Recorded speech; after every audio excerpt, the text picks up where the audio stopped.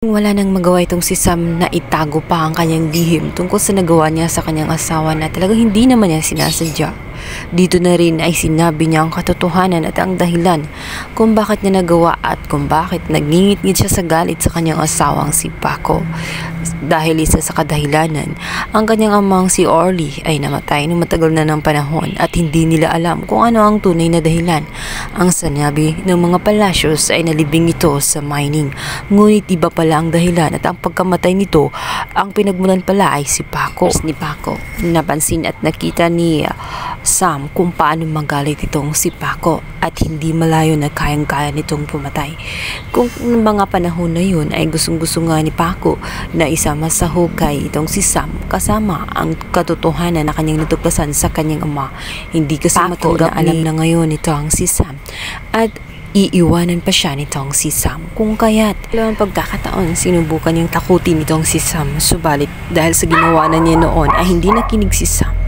Galit na galit siya, hindi niya matanggap na mismo ang kanyang asawang si Paco pala ang pumatay ng kanyang sariling ama. Kung kaya't dito na nga ay nadisgrasya itong si Paco.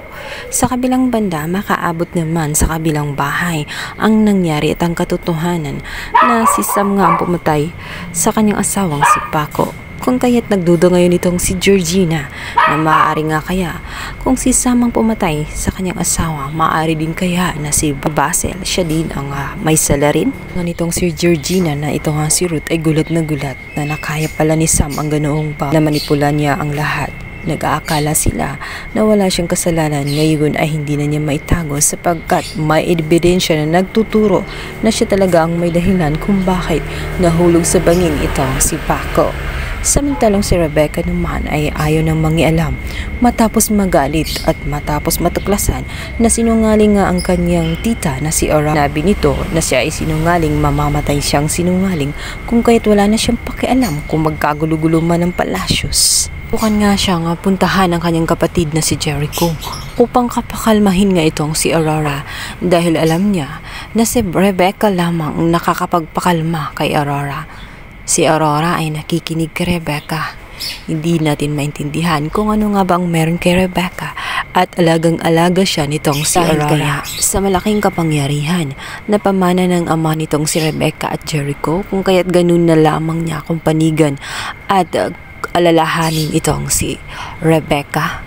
Samantala, kahit anong gawing tago ni Aurora ay umaalingasaw nga ang katotohanan dahil mismo ang tao na lumapit kay Rebecca upang sabihin alam nito na mapapahamak siya sa kanyang ginagawa, ngunit nakita niya at naaawa siya sa kalagayan ni Rebecca, kung kaya't sinabi niya na totoo talaga ang mga hinala niya na siya ay nagdadalawang tao. Siya ay nagbubuntis ng mga kambal noon na ngayon ay nawali sa kanya dahil sa kagagawa ni Aurora. Tapos kasing matuklasan ni Aurora na si Rebecca ay nababaliw kay Antonio. Si Tonyo ay isang hamak at hampas lupa lamang. Gigil na gigil si Aurora.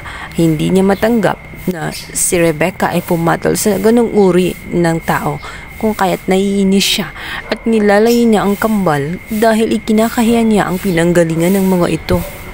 At ayaw din niya na malaan ang pansin na Rebecca sa kanyang mga anak.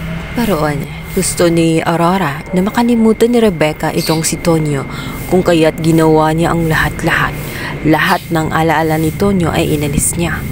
At matindi pa doon ay napahamak itong si Rebecca sapagkat pinapainom niya itong si Rebecca ng pampalimot na gamot.